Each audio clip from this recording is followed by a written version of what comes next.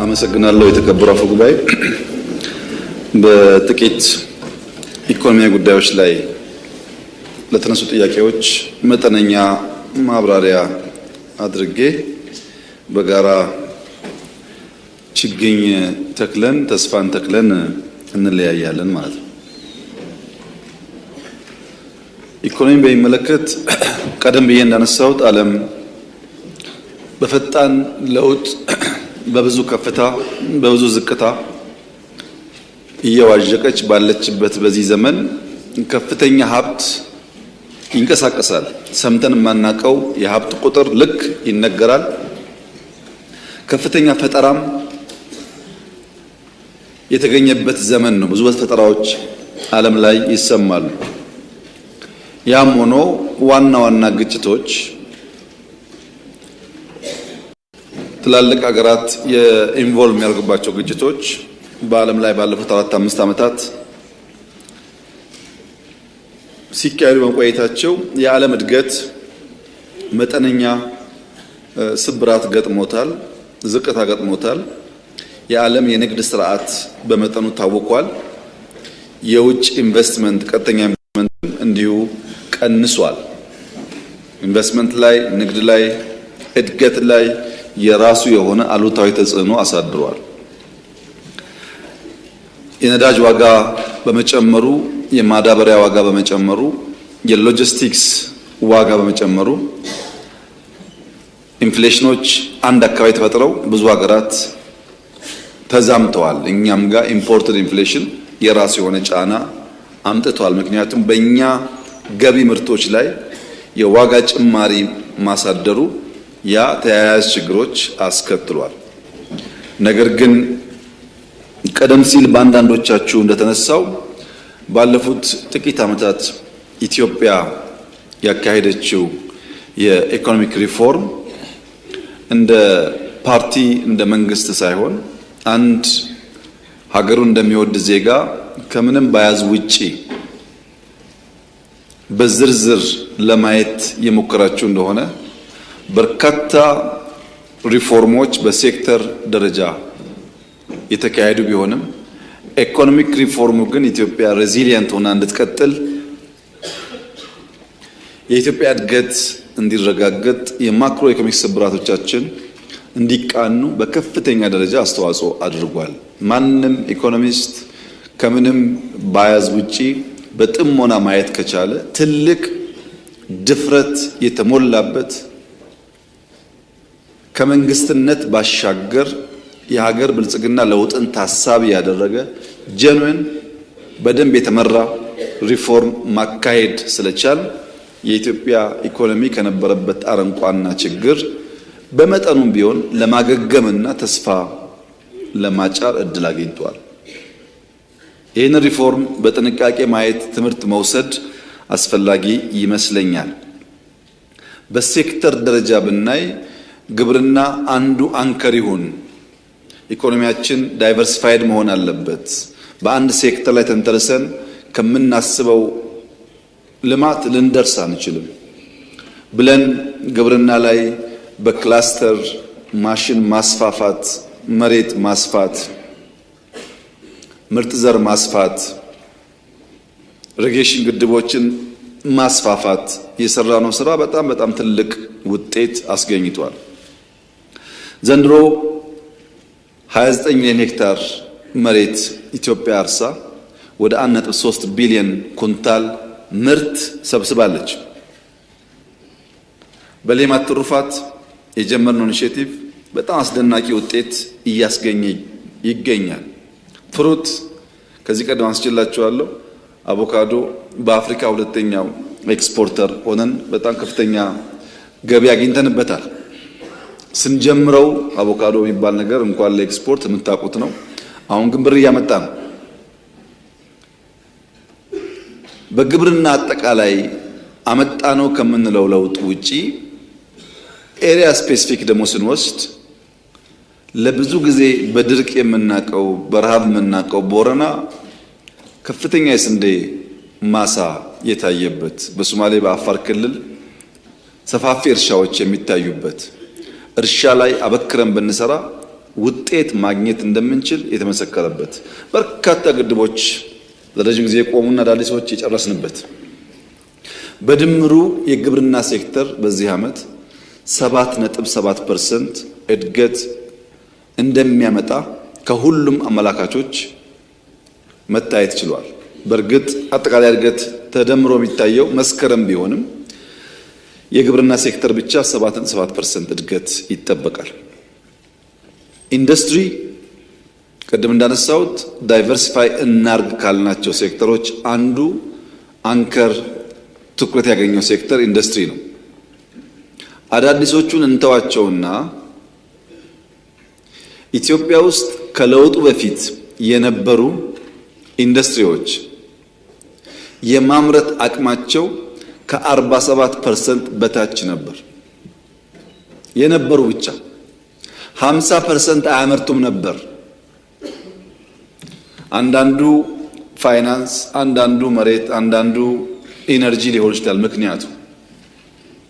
ያን ኮሚቴ አቋቁመን እያንዳንዱ ኢንዱስትሪ ጎብኝተን ችግሮቻቸውን ለመፍታት ሙከራ ባደረግነው መንገድ ዛሬ ቀድሞ የነበሩ ኢንዱስትሪዎች 67% ማምረት ችለዋል።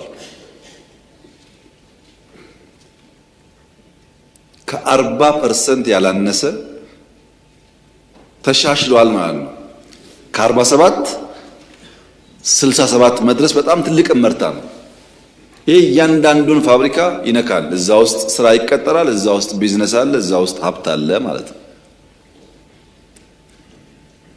ከዚያ በተጨማሪ ከኮምቦልቻ መቀሌና ሐዋሳ ውጪ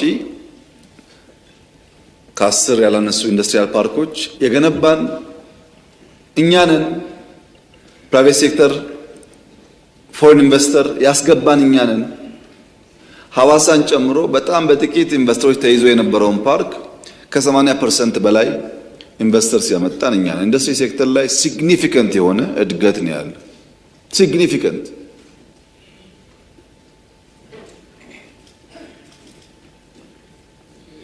ኢንዱስትሪው በኢኮኖሚ ውስጥ ያለው ሽግሽግም እኮ መታየት እየጀመረ ነው። ለምሳሌ የዘንድሮውን እንተው አንዳንድ ስላልተሟላ በሚቀጥለው ዓመት እኮ ከኢንዱስትሪ ኤክስፖርት $1 ቢሊዮን ይጠበቃል። ምን ማለት ነው ይሄ? ስለ 100 ሚሊዮን የሚያወራ ኢንዱስትሪ 1 ቢሊዮን ይጠበቃል ማለት ሰፋፊ ስራ ተሰርቷል ማለት ነው። ኢንዱስትሪ ግን በባህሪው ሐምሌና ነሐሴ ትራክተር ገዝተን አርሰን ጥቅምት ላይ ህዳር ላይ ሃርቨስት የምናደርግበት ሴክተር አይደለም። ለምሳሌ ኢምፖርት ሰብስቲት እናርግ ብለን በዚህ ዓመት ክሎዝ ቱ $5 ቢሊዮን ኢትዮጵያ ከዚህ ቀደም ከውጭ የምታስገባቸውን የኢንዱስትሪያል ፕሮዳክትስ በሀገር ውስጥ ማምረት ትችላለች። ለምሳሌ ሴራሚክ፣ ድንጋይ እንሸከምን ብለን ኢንተርቪን አድርገን አንድ ሳይሆን 2 ፋብሪካዎች አልቀዋል። አንዱ ተመርቋል፣ አንዱ በቅርቡ ይመረቃል። ሲሚንቶ ላይ፣ መስታወት ላይ፣ ብረት ላይ ሰፋፊ ስራ ተሰርቷል። ካልዘነጋችሁት በቀር ሶላር ኤክስፖርት የሚባል ነገር ኢትዮጵያ አታውቅም። ከዚህ ቀደም በአጭር ጊዜ ውስጥ የደረስንበትን ታውቃላችሁ። እና ኢንዱስትሪው ላይ ይበል የሚያሰኝ ተስፋ ሰጪ እንቅስቃሴ ነው ያለው። በኢንዱስትሪ ሴክተር ውስጥ የሚታይ ራሱን ችሎ ደግሞ አንከር የሆነውን ማዕድን ብንወስድ በዚህ ዓመት ብቻ 24% አድጓል። ማኒፋክቸሪንግ 20.3% አድጓል። በሲሚንቶ ለሚ ከመጣ በኋላ የነበሩትን ኢንሃንስ ካደረግን በኋላ በዚህ ዓመት 16% በምርት እድገት አለ። በኢነርጂ አጠቃቀም በዚህ ሴክተር ብቻ 23% እድገት አለ። ኢንዱስትሪ ለአጠቃላይ የመጣውን ውጤት እንዴት እናስጠብቀው? የኢንዱስትሪ ትራንስፎርሜሽኑ ግብርናን የመተካት ሰርቪስ የመገዳደር አቅሙን እንዴት እናምጣው ብለን እንጨነቅ እንጂ ባለፉት ጥቂት ዓመታት ኢንዱስትሪ ላይ የተወሰደው እርምጃ የሚጨበጥ እድገት ማምጣቱ ምንም የሚካድ ጉዳይ አይደለም። በዚህ ዓመት አጠቃላይ ኢንዱስትሪዎች 12.7% እድገት ይጠበቃል። ይሄ እድገት ዝም ብሎ ሊመጣ አይችልም። 12.7% እድገት በአንድ ሰብ ሴክተር ላይ መምጣቱ ለረጅም ጊዜ የተሰራውን ስራ የሚያሳይ ጉዳይ ነው።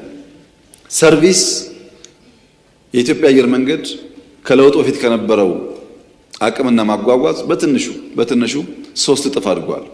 በዚህ ዓመት ፕላስ ኦር ማይነስ 17 ሚሊዮን የውጭ ሰዎች አጓጉዟል። በውጭ ሀገር ደረጃ 4 ሚሊዮን በሀገር ውስጥ አጓጉዟል። ፕላስ ኦር ማይነስ 21 ሚሊዮን ሰዎች አጓጉዟል። ይህ 3 ታይምስ እድገት ማለት ነው ከነበረበት። በዚያው ልክ ያስገኘው ሀብት አለ። ዲጂታል ቅድም እንዳነሳሁት ነው።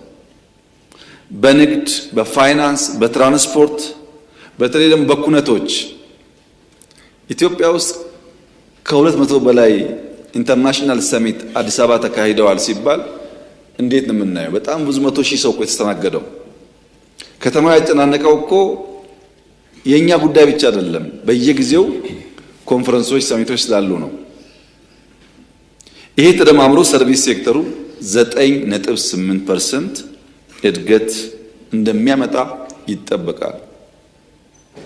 አጠቃላይ ፍላጎትና አቅርቦት አዝማሚያዎች ሲታዩ ተጠቅሎ የሚመጣው መስከረም ገደማ ቢሆንም የኢትዮጵያ እድገት 10.2 10.3 ገደማ ማደግ እንደሚችል ያመለክታል። ክቡራትና ክቡራን፣ ይሄ በአፍሪካ ትልቁ እድገት ነው። በሪፎርም ቃል የገባነው ለኢትዮጵያ ሕዝብ አስተማማኝ እድገት እናመጣለን ብለን ነው። ፈጣሪ ይመስገን ተሳካልን።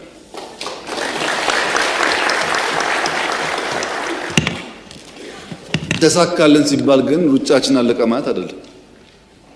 የሩጫችን አቅጣጫ ትክክለኛ መሆኑ ምንሩጥበት አቅጣጫ ስፒድ ትክክለኛ መሆኑን አረጋገጥን ማለት ነው። ገና ብዙ ስራ ይጠብቅብናል። ትንሽ ገባ ብለን እስኪኒ ቅድም አንዳንዶቻችሁ ማንስታችሁታል። የዘንድሮ የኢትዮጵያ የሸቀጦች ኤክስፖርት 11 ቢሊዮን ዶላር በላይ ጥቂት ጭማሪ አለው በላይ ሆኗል።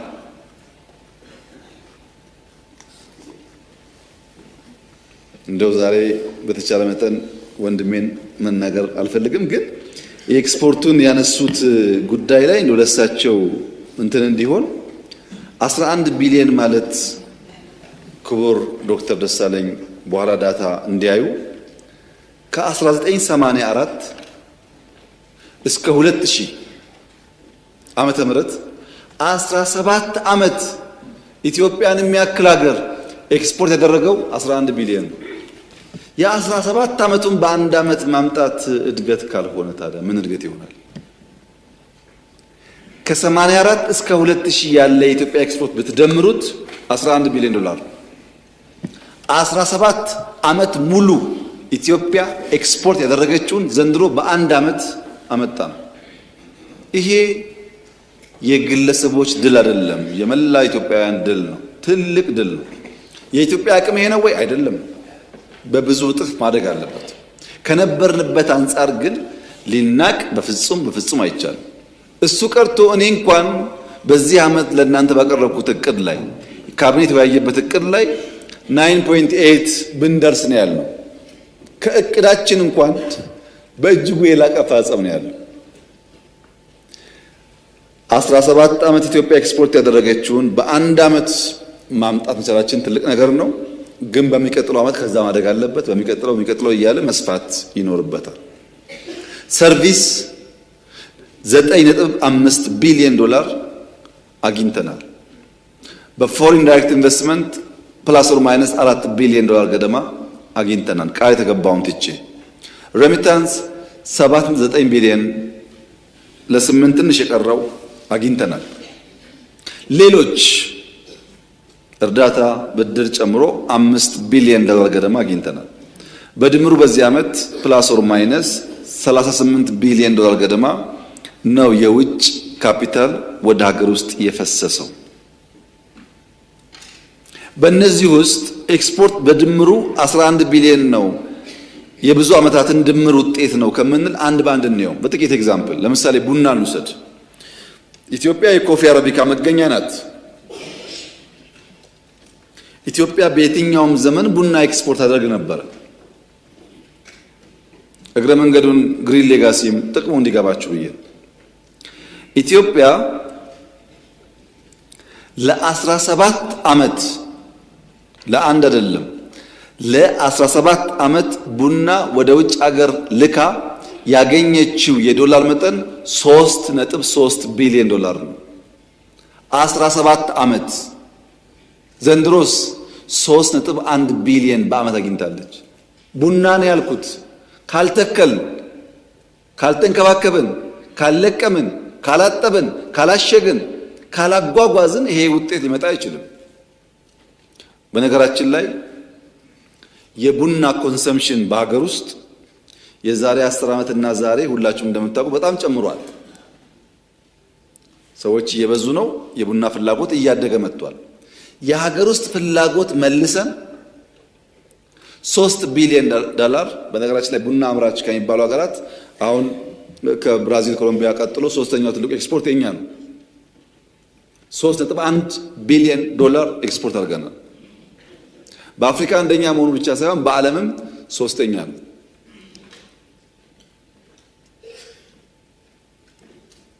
ይሄ በኢትዮጵያ ውስጥ የረጅም ዓመታት ክምር ውጤት ነው የነበረው። ሪፎርሙ ያመጣው ድል ነው። ወደ ወርቅ ብንሄድ ወርቅ 17 ዓመት ካልኩ በጣም ስለሚያንስ 27 አደረኩት።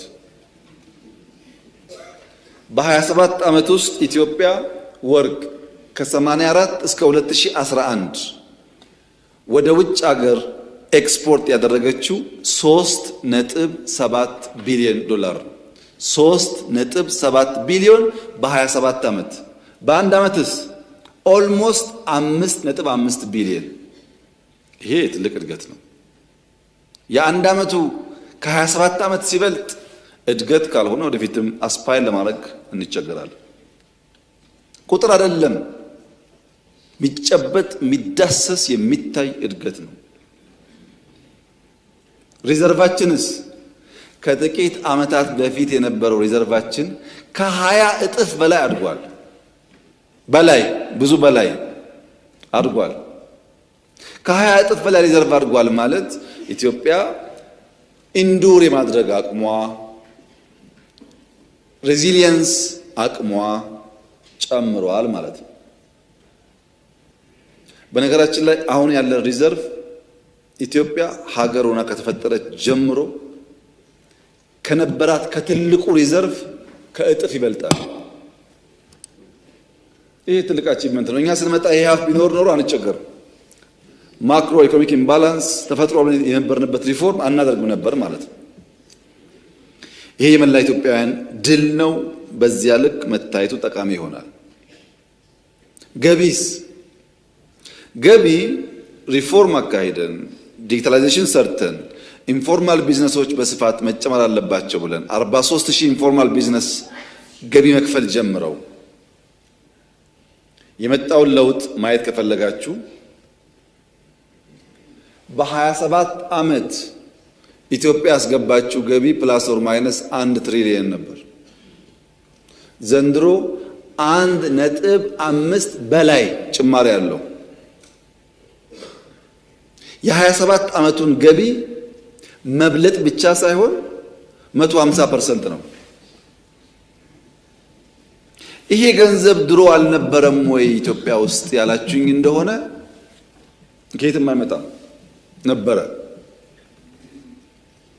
ግን ኢትዮጵያ ውስጥ ኢንፎርማል ኢኮኖሚ ከፎርማል ኢኮኖሚ ገዝፏል።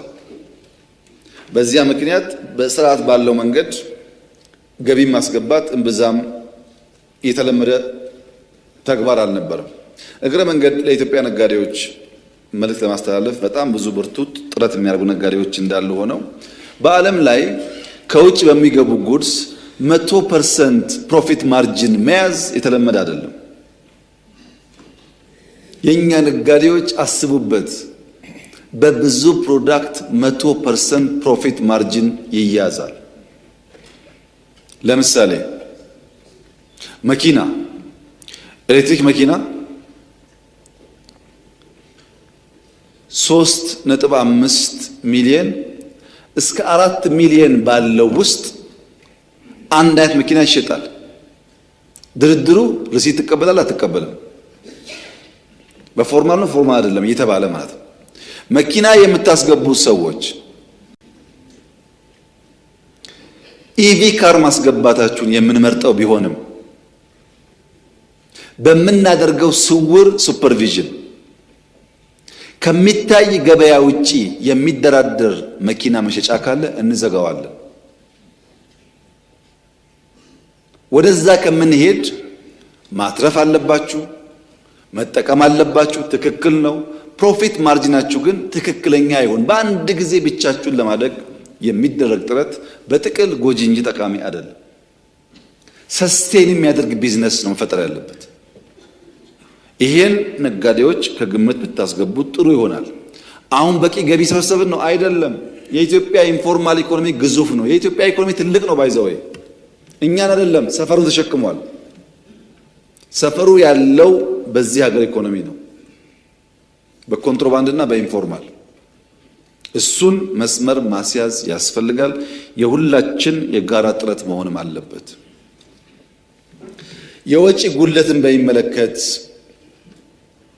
ቅድም የተነሳው ጉዳይ የኢትዮጵያ የዚህ ዓመት የወጪ ጉድለታችን 218 ቢሊዮን ገደማ ወይም 1.2 በታች ፐርሰንት ዴፊሲት ነበረ። ይሄ በየትኛውም መስፈርት 1.2 ኢቭን 2% ዴፊሲት ዝቅተኛ የሚባል። ያን ዴፊሲት የሞላንበት መንገድ ደግሞ እንደተባለውም ከሴንትራል ባንክ እየተበደርን ሳይሆን የግምጃ ቤት ሰነድ ግብይት እና ሌሎች ሶርሶች በመጠቀም ነው። ይሄ በጣም ጤናማ የሚባል የበጀት ጉድለት ማሟያ መንገድ ነው። ገቢያችን አሳደግን እንጂ ወጪያችን አይታችሁ ከሆነ እናንተ ያጸደቃችሁት ወጪ አልጨረስንም። የተወሰነ ይዘን ከዛ ባነሰ ወጪ ነው ለመጨረስ ጥረት ያደረግነው።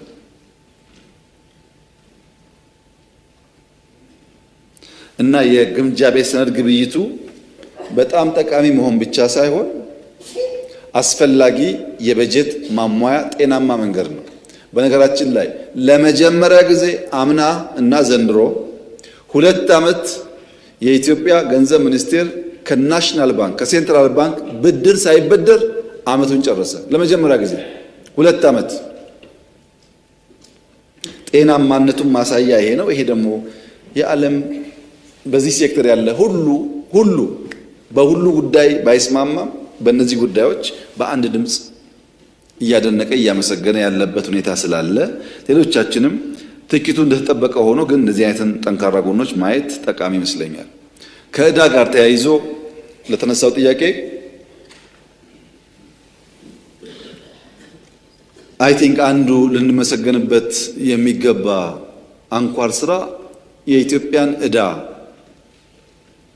ችግር አለበት አመጣጡም ግዝፈቱም ብለን የወሰናቸው ውሳኔዎች የተከበረው ምክር ቤት በከፍተኛ አክብሮት ሊያዩ የሚገባ ይመስለኛል። ለምሳሌ ባለፉት 8 ዓመታት $1 ኮሜርሻል ሎን አልተበደርንም ማለት እንዴት ቀለል ይላል? ብዙ አፍሪካ ሀገራት እኮ ኮሜርሻል ሎን ተበድረው ብድር ደሞዝ ይከፍላሉ። ተበድረው ደሞዝ ቢከፍሉ እኮ አሉ። እኛ ለልማትም አያስፈልግም ነው ያለው። ይሄ ትልቅ ውሳኔ ነው። ታስታውሳላችሁ የዛሬ ዓመት 2 ዓመት ገደማ ኢትዮጵያ ዕዳ መክፈል አቅቷት ዲፎልት አድርጋለች የተባለው ቅድም የተነሳው የዩሮ ቦንድ ጉዳይ ያኔም ተናግሬ ያለው ኢትዮጵያ መክፈል አቅቷት ሳይሆን እነዚያ ዕዳዎች በድርድር መልክ መያዝ አለባቸው የሚል እምነት ነበረን ብያቸዋለሁ። አበዳሪዎቻችንም እናመሰግናለን። ተሳክቶልን ዩሮ ቦንድን ጨምሮ ከብዙ አበዳሪዎቻችን ጋር ተስማምተናል። ምን ተስማማን? የዕዳ ሽግሽግ ማለት ምን ማለት ነው? ኢትዮጵያ የነበረባት ዕዳ ከአጠቃላይ ጂዲፒዋ ሲነጻጸር ከ50% በላይ ስለነበረ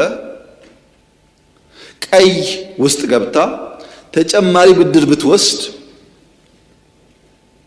ለመክፈል ትቸገራለች ነበር ክርክሩ። በሰራነው ሪፎርም በአፍሪካ ውስጥ ገዘፍ ያለ ኢኮኖሚ ካላቸው ግሪን ከገባ ኢኮኖሚ ውስጥ አንዱ የኛ ነው። ምን ማለት ነው? የኢትዮጵያ ብድር ከ45% በታች ሆኖ ኢትዮጵያውን በምታመነጨው ሀብት ልትከፍል ትችላለች የሚል እምነት በትላልቅ የፋይናንስ ተቋማት ታምኖበት ማለት ነው። እኛ ያለን ዕዳ አፍሪካ ውስጥ አንደኛ፣ ሁለተኛ፣ ሶስተኛ የሚባሉ ኢኮኖሚዎች ካላቸው ዕዳ ጋር አይወዳደርም። 3-4 እጥፍ ከኛ ይበልጣ የነሱ ዕዳ። ቀይ ውስጥ ናቸው ብዙዎቹ። እኛ ወርደነዋል። ለምን? የዕዳ ሽግሽጉ ቅድም ተነሳው ኮመርሻልና ኮንሴሽናል ሎን ማለት አራጣና ህጋዊ ብድር ማለት ነው። ኮመርሻል ማለት 1 ቢሊዮን ብር እንካ በ3-4 ዓመት ጊዜ ውስጥ ክፍያ ክፈልልኝ፣ ወለዱ ደግሞ 7-8% ነው ማለት ነው። ኮንሴሽናል ሲሆንሳ በ30 ዓመት ክፈል፣ ወለዱ 1% ነው፣ የእፎይታ ጊዜው 10 ዓመት ነው ማለት ነው።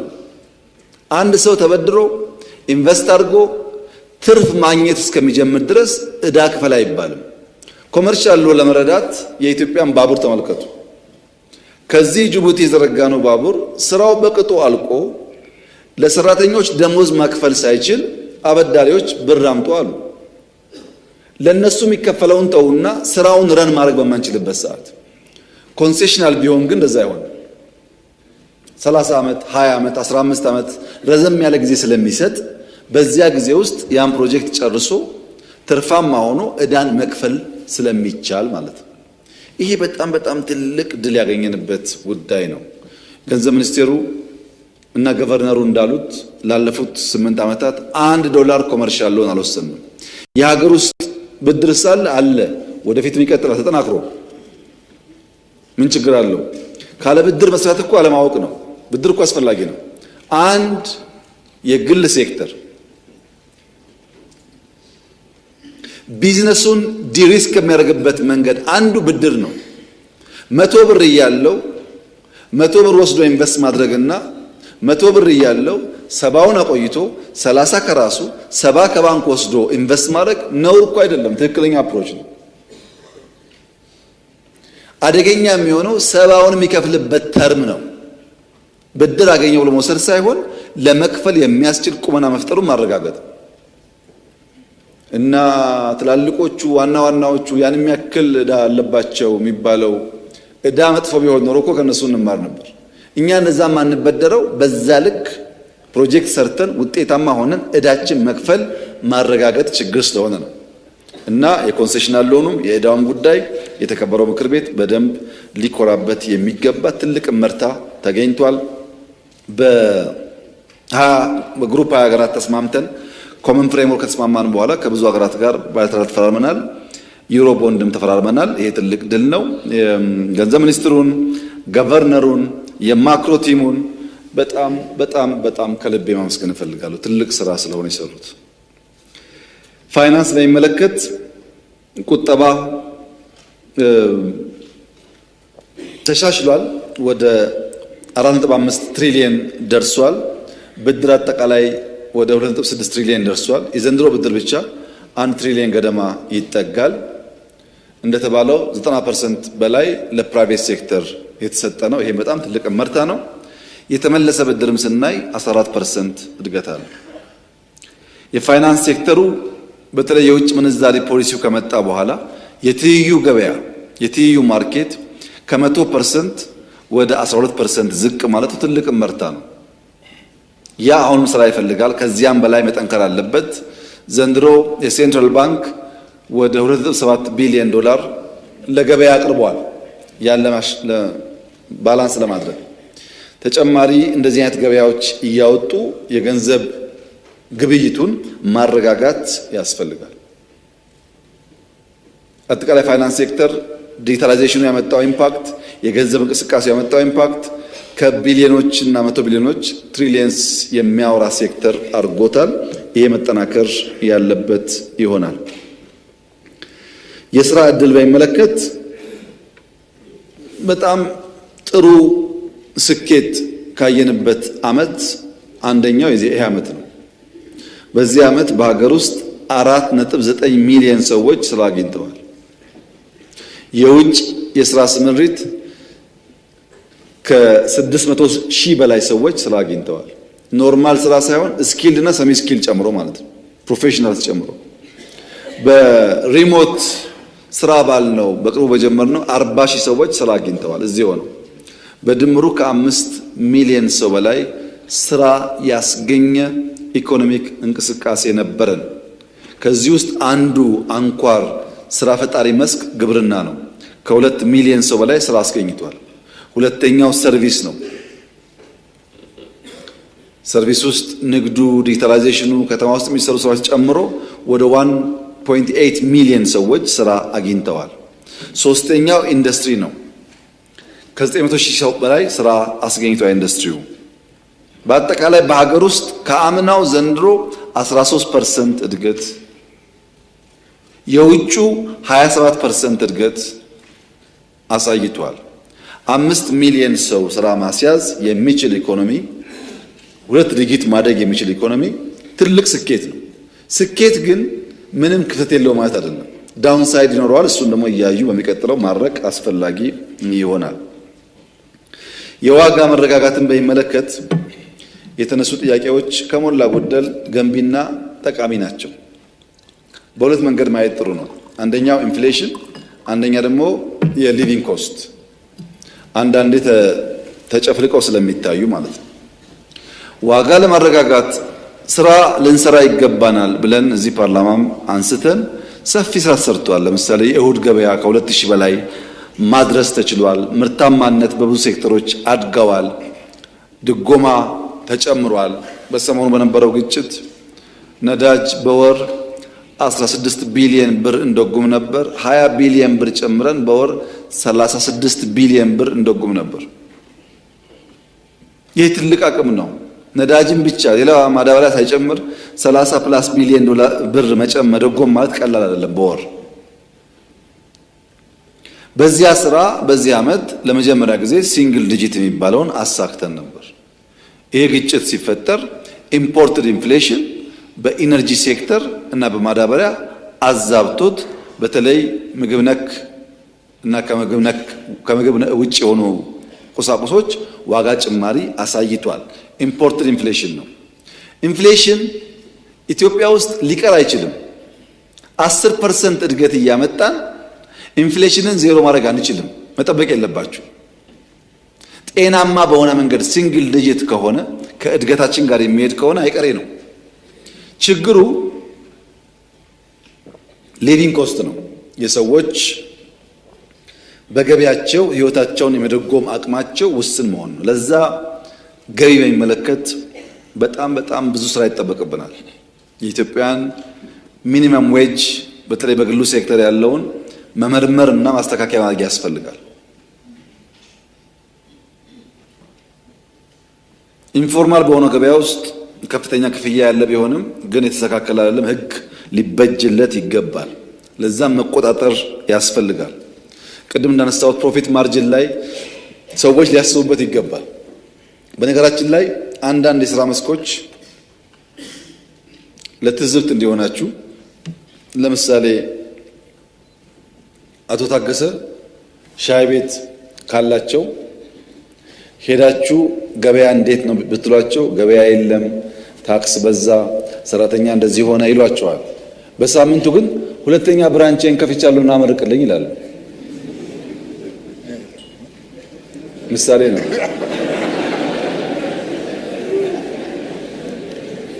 ብዙ ሴክተር ላይ ያሉ ሰዎች የሚያማርሩ ገቢ በዛም ወጪ በዛብን፣ ታክስ በዛም ሰዎች ብራንች ግን ሲጨምሩ የምታዩቸው። ወጪ ከበዛ ገቢ ከሌለ ብራንች አያስፈልግም፣ ስራውን መተው ነው የሚያስፈልገው። በሱቅም በሻይ ቤትም በሁሉም ይታያል።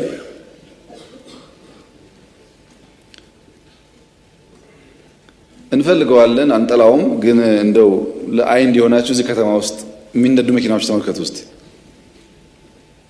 ገቢ የሌለው ሰው እድገት የሌለው ሰው እንደነዚህ አይነት መኪናዎች እንዴት ይሆናል?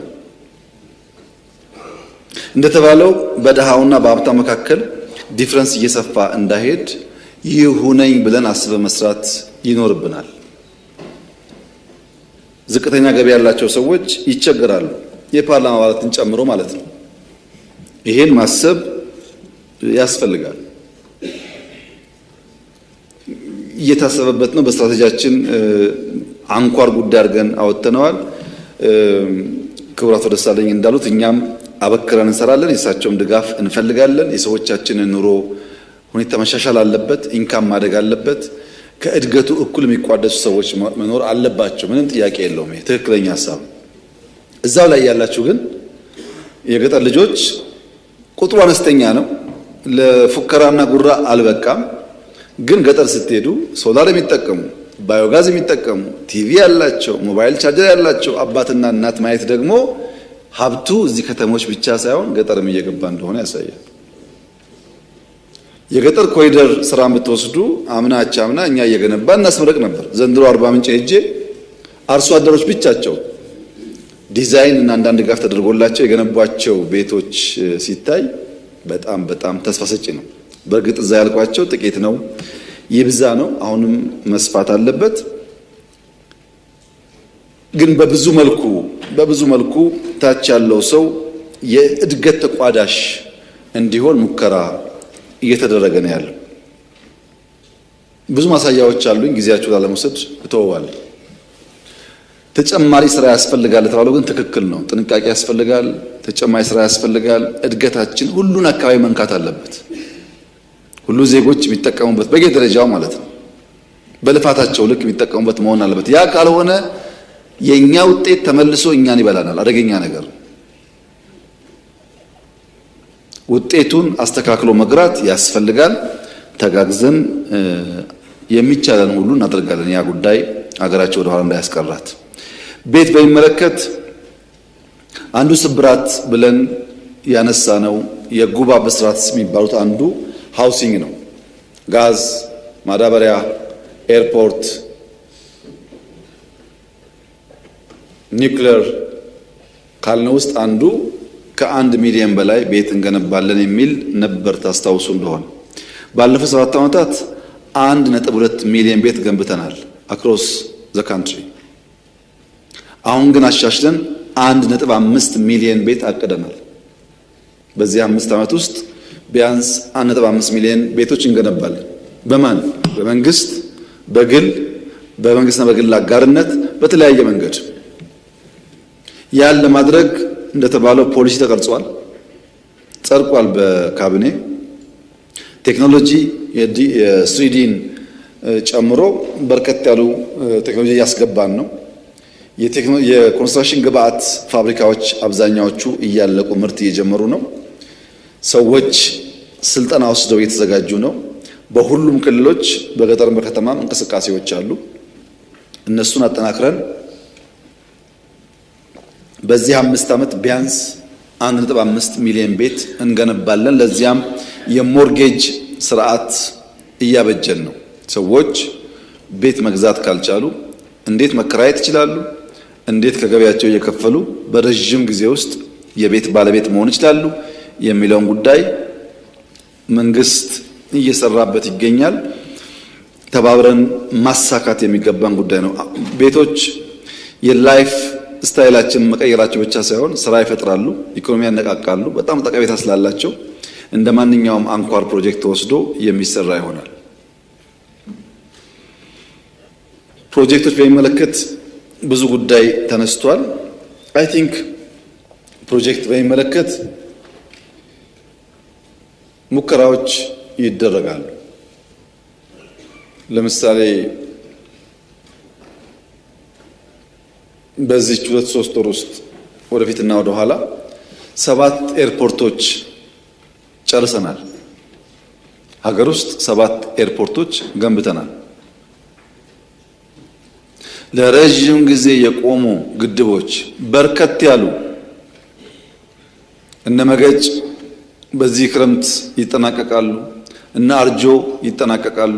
በአፋር በሶማሌ ክልል አይታችኋል ስናስመርቅ፣ ባሌ አይታችኋል። ትላልቅ ግድቦች ጨርሰናል። ህዳሴን ጨርሰናል። በከተማ አዲስ አበባ ብቻ ከ1000 ኪሎ ሜትር በላይ አስፋልት ሰርተናል። አዲስ አበባ ብቻ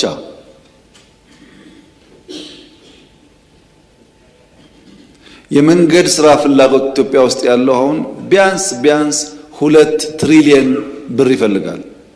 መንገድ 2 ትሪሊየን፣ የኛ በጀት 2 ትሪሊየን ነው። መንገድ ሰርተን ሌላው መተው አንችልም።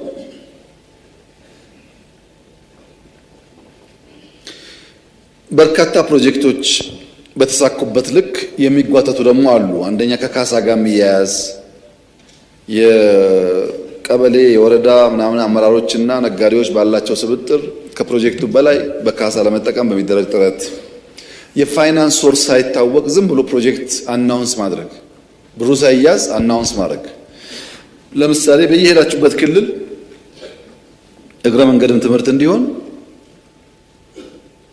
ኃላፊዎች ለተለያየ ስራ ሲሄዱ ይሁነኝ ብለው ሽማግሌ አደራጅተው ሳራ ሲይዘው እነዛ ወረዳና ዞን ያሉ ሰዎች አስይዘው ጠይቁ ይላሉ።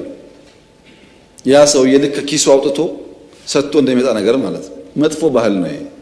አቅደን ጥያቄዎቹን ለይተን ፕራዮሪቲ ያስቀምጠን መስራት ያለብን እንጂ በየመንገዱ እየተከሄደ ቃል ቢገባ ከሆነ የነበረውን ችግር እንደግማለን ማለት ነው። እንደዛ እናደርግም። በየመንገዱ ቃል አንገባም።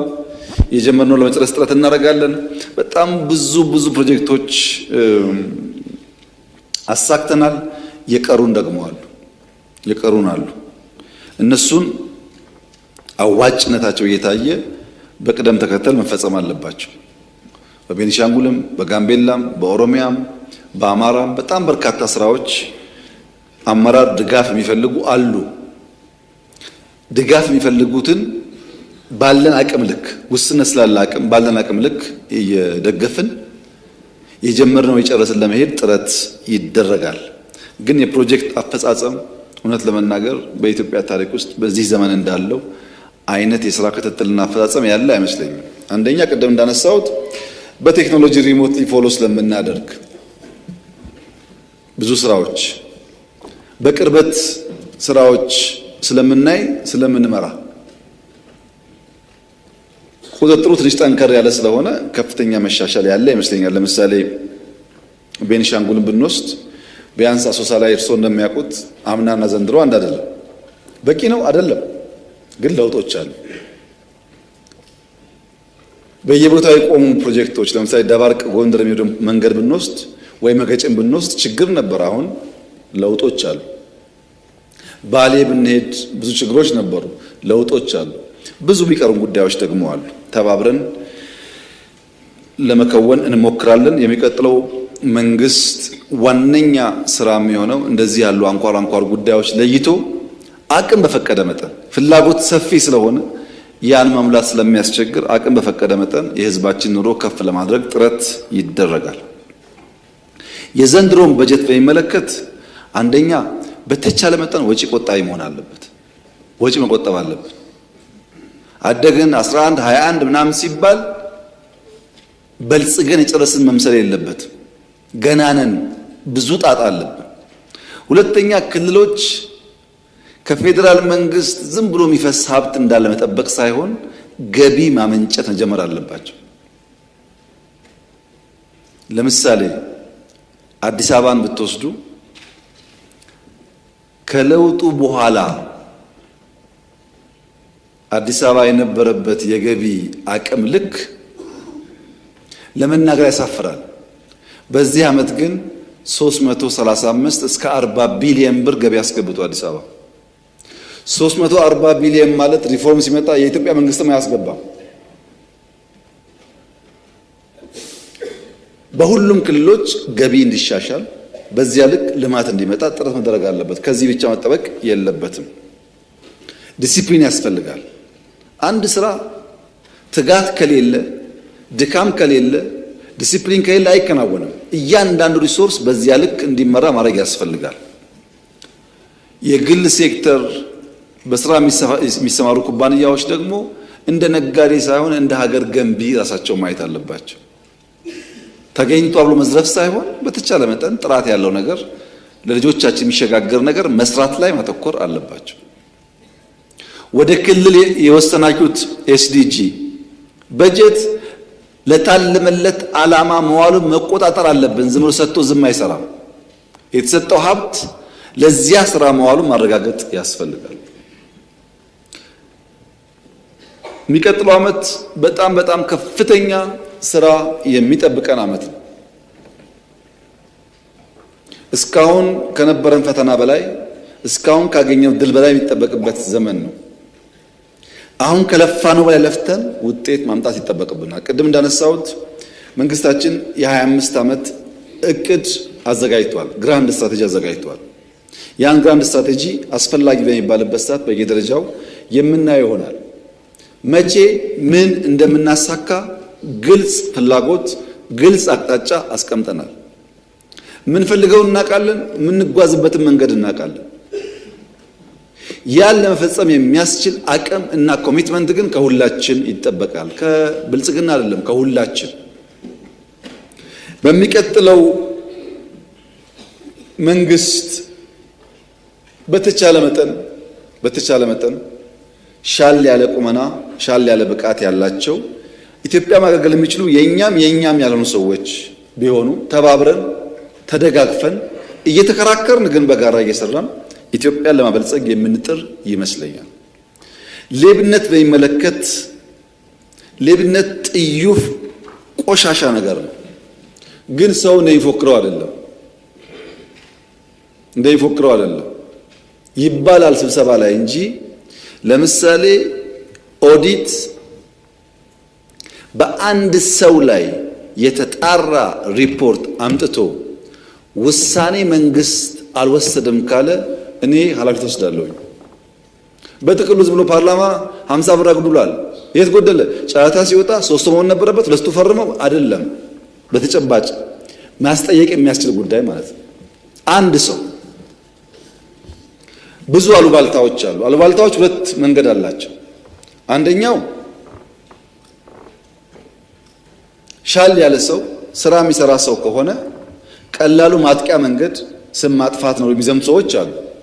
እናውቃለን እሱ። ሁለተኛው መንግስትና ህዝብ አደራ ብሏቸው አምኗቸው እዚህ ቆሞ ቃለ መሐላ ገብተው ከዚህ ምስኪን ህዝብ የሚያጨረብሩ አጭበርባሪዎች ደግሞ አሉ። የቸገረን እኛ መለየቱ ነው። በመላምት ከሆነ ምን ወስነው የሚሰራውና የሚሰርቀውን ቀላቅለን እናጠፋለን። መላምት ሳይሆን የተጨበጠ እንዲሆን ከናንተ ውስጥ ለምሳሌ ፓርላማ አባላት በግልጽም አልፈልግም የሚጨበጥ መረጃ ደብዳቤ ካላችሁ ጽፋችሁ ለአፈ ጉባኤ ቢሮ ላኩልኝና ያ መረጃ እውነት ሆኖ እርምጃ ካልወሰድን እኔን ጠይቁኝ።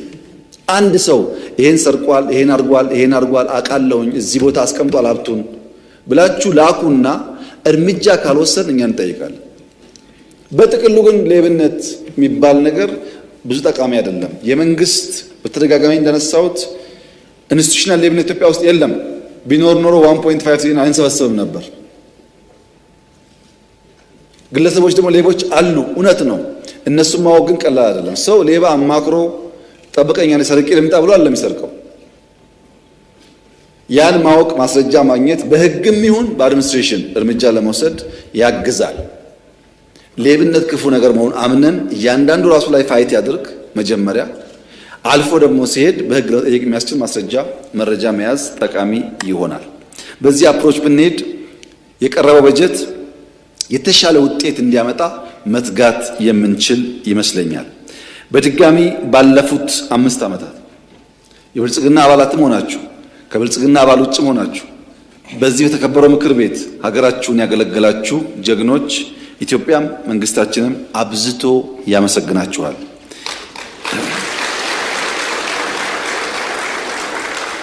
የተፎካካሪ ፓርቲ አባላት፣ በምክር ቤት የነበራችሁ ሰዎች፣ ብርቱ ሰዎች፣ ሀሳባችሁን በግልጽ ለመናገር የደፈራችሁ ሰዎች፣ በሰላማዊ መንገድ ለመታገል የሞከራችሁ ሰዎች፣ ሀሳባችሁ ምንም ይሁን ምን በግልጸኝነት ለማቅረብ የሞከራችሁ ሰዎች ጀግኖች ናችሁ። ለኢትዮጵያ ዲሞክራሲ የማይናቅ ሚና ተጫውታችኋልና እናንተንም በእጅጉ ማመስገን እንፈልጋለን። ግን ፓርላማ ብቻ አይደለም የትብብር መስኩና ልባችሁን አእምሯችሁን አስፍታችሁ አሁን በጋራ እንድንሰራ በተለይ ደግሞ ኮሪደር ላይ አብረን እንድንሰራ አደራላችሁ ፈልጋለሁ። በመጨረሻም ስኬት የሰጠን በእቅዳችን ልክ ውጤታማ እንድንሆን የ20ውን የ27 ዓመቱን ጉዳይ በአመት እንድንተገብር ያደረገን ፈጣሪያችን የተመሰገነ ይሁን። የኢትዮጵያ ብልጽግና እስኪረጋገጥ በጋራ የምንቆም እንሆን። የመንግስት ኃላፊዎች፣ ፖለቲከኞች ደግሞ የሃይማኖት አባቶች፣ ትላልቅ ሰዎች ተጠቅመን በተቻለ መጠን በእስር ላይ ያሉ ሰዎች ለመፍታት፣ በውጭ ሀገር ያሉ ሰዎች በይቅርታ ለማስገባት፣ ጫካ ያሉ ሰዎች በይቅርታ ለማስገባት ለመተው ልባችን ሰፊ መሆን ይኖርበታል። የምንተው ለኢትዮጵያ ነው። ለኢትዮጵያ ሲባል ልክ ለውጡን ስንጀምር የነበረው አይነት አፕሮች መከተል ያስፈልጋል። ብዙዎቹ ሲናገሩ የምሰማቸው ተስፋ ከመቁረጥ ነው። የኛን ሁኔታ በማየት እድል የለም በማለት ነው። እድል እንዳለ ተስፋ እንዳለ ካሳየናቸው፣ አብሮ መስራት እንደሚቻል ካሳየናቸው ኢንሄረንትሊ መጥፎ ሆኖ አይደለም እና ለዛ ልባችን ክፍት ሆኖ አብዛኛዎቹን ለማቀፍ ለመተው ኢንክሉሲቭ ናሽናል ዲያሎግ የተሳካ እንዲሆን ኢትዮጵያ ሰላማዊ ሀገር እንድትሆን ብልጽግና የተረጋገጠባት ሀገር እንድትሆን በጋራ መስራት መኖር የምንችል ሰዎች መሆናችን ዓለም እንዲያይ መተባበር ልባችን ማስፋት ይኖርብናል። ቲፒኤልኤፍም ጭምር ቀልብ ከገዛ አእምሮ ከገዛ ለመነጋገርና ሰላም ለማምጣት ጥረት ማድረግ ያስፈልጋል። ከሰላም ሙከራ ውጪ ያለው ጉዳይ ለኛ አይጠቅመንም። የሚያስፈልገን ብልጽግና ነው፣ ልማት ነው። ለዚህ ደግሞ መላው ኢትዮጵያ ሕዝብ ከጎናችን እንዲያግዘን በዚህ አጋጣሚ ጥሬን እያቀረብኩ ኢትዮጵያ በልጆቿ ጥረት ታፍራና ተከብራ ዘላለም ትኖር። ብልጽግናን እናረጋግጣለን። በርቱ፣ እንበርታ እላለሁ። አመሰግናለሁ።